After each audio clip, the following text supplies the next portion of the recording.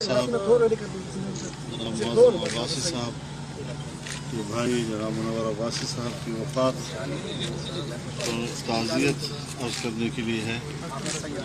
अल्लाह ताला मरहूम को जन्नतुल फिरदौस में आला मक़ाम अता फ़रमाए, तमाम गुनाहों की अल्लाह ताला बख्शिश अता फ़रमाए।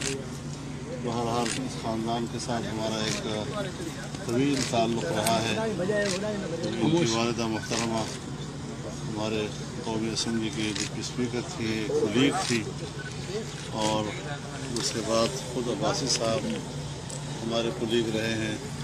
तो यहाँ पर लाड़काना में एक सियासी रफ़ाक़त रही है, तो इसके पेश नज़र ज़ाहिर है ताल्लुक़ात में हम शादी सब शरीक होते हैं। तो अल्लाह ताला उनको सब्र जमील अता फ़रमाए और मरहूम की बरक़ात अल्लाह ताला इनकी तरफ मुंतक़िल फरमाए। अल्लाह अपनी मर्ज़ी का काम से क्वेश्चन होता है। मुल्क की सूरत हाल पे आप एपीसी करने जा रहे हैं इस वक्त, आपने लॉन्ग मार्च भी किया, लॉन्ग मार्च के बाद एक लंबी खामोशी हुई, एक बार फिर आप आए हैं। अब समझते हैं कि जो लॉन्ग मार्च के बाद कुछ वादे आपसे किए गए थे उन पर अमल होगा? देखिए, जहाँ तक लॉन्ग मार्च का ताल्लुक़ है, हम सियासी कारकुन हैं और सियासी कारकुन की ज़िंदगी जद्दोजहद से ताबीर होती है, और हमने अपना मैसेज, अपना नज़रिया पूरी दुनिया को बताया है। पाकिस्तान में जो इलेक्शन हुआ है वो एक ढोंग था।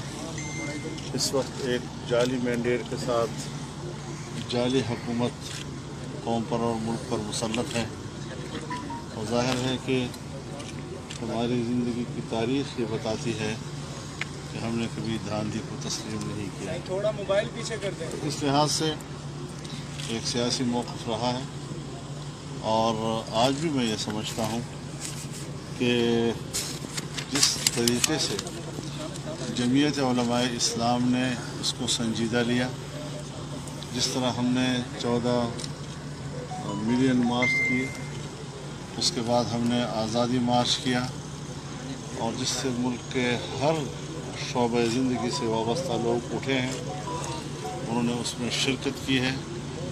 अपोजिशन की तमाम सियासी जमातों ने जिस तरह उनकी क़ियादत में शिरकत की है, अगर वो अपने कारकुनों और अवामी हलकों को भी उसी तरह शिरकत के लिए आमादा करते तो शायद आज पाकिस्तान की सियासत का नक्शा मुख्तलिफ होता है।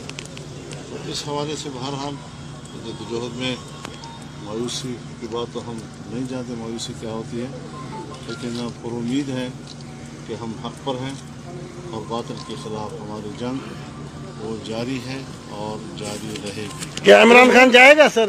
माइनस फार्मूला जो चल रहा है, एक माइनस क्या होता है? ऑल माइनस होगा। ऑल माइनस होगा। सर, IMF और वर्ल्ड बैंक के कर्जे लेने के बाद इमरान खान अब दीगर ममालिक से कर्जे लेने का सोच रहा है, इस पर आपका क्या कहना है? देखिए, सारी हुकूमतों को ये कर्ज़ों के ताने दिया करता है। मेरे ख़्याल में ज़रदारी साहब, मियां नवाज शरीफ साहब ने अपनी हुकूमतों को उनको मिलाकर भी इतना कर्जा नहीं लिया जो कर्जा इन्होंने इस 2 सालों में लिया। आप खुद अंदाज़ा लगाएं कि इनकी नाअहली क्या है कि वो बजट जिसके बारे में तखमीना ये था कि जो सालाना शरनमू है वो 6.5% तक होगा, लेकिन उस शरनमू को वो 1.8 पे ले आया, और जब दूसरा बजट पेश किया तो 0 से भी नीचे चला गया। तो अब तो सिर्फ बजट ही 0 से नीचे नहीं गया, बल्कि इमरान खान की मकबूलियत भी 0 से नीचे चली गई। तो वो पहले भी अवामी नुमाइंदा नहीं था, और आज तो जो उनको वोट देने वाले हैं वो अपनी गलती का एतराफ़ कर रहे हैं और अपना सर पीट रहे हैं कि हमने ये गलती क्यों की थी। तो ये सारी सूरत हाल इस वक्त है। इस मौके पर मैं आपसे अर्ज़ कर दूँ कि हम तो पहले भी कह चुके हैं कि हमारा बजट जो है वो IMF का तैयार करता है और वही हमारे तरजीहात तय करता है। अभी उसी की शराइत के तहत हम सब कुछ कर रहे हैं, और नौजवानों को हमने नौकरियों का 1 करोड़ नौकरियों का कहा, 25 लाख से लेकर 35 लाख तक लोग बेरोज़गार हैं। तो इसमें लोगों को नुकसान के अलावा तो कुछ मिला नहीं है अभी तक, कभी ऐसा हुआ नहीं है। अब्दुल अब्बासी साहब मुझसे बेहतर जानते होंगे कि अगले साल के बजट का हुजूम पिछले साल से कभी कम हुआ। ये पाकिस्तान की तारीख में पहली मरतबा हुआ है कि नए साल के बजट का हुजूम पिछले साल से कम। कभी ऐसा हुआ नहीं है कि पिछले साल की जो आपकी महसूलात का हदफ हो वो अगले साल के हदफ जो है वो उससे ज़्यादा हो जाए। यहाँ अजीब सूरत हाल है कि अब हमारा महसूलात का हदफ पिछले साल से भी कम हो गया। इस तरह मुल्क की मईशत बैठ गई है। और मैं एक बात बड़ी वजाहत के साथ कह देना चाहता हूँ कि रियासतों की बका का मदार कबायली मुआशरे में तो दिफाई क़ुव्वत हो सकती है, लेकिन मुतमद्दन दुनिया में रियासतों की बका का मदार मईशत पे हुआ करता है। अगर हमारी मईशत बैठ गई है फिर इस मुल्क का क्या बनेगा। और फिर ऐसी चीज़ें सामने लाई जा रही हैं जिससे मुल्क की वहदत को पारा पारा किया जाएगा।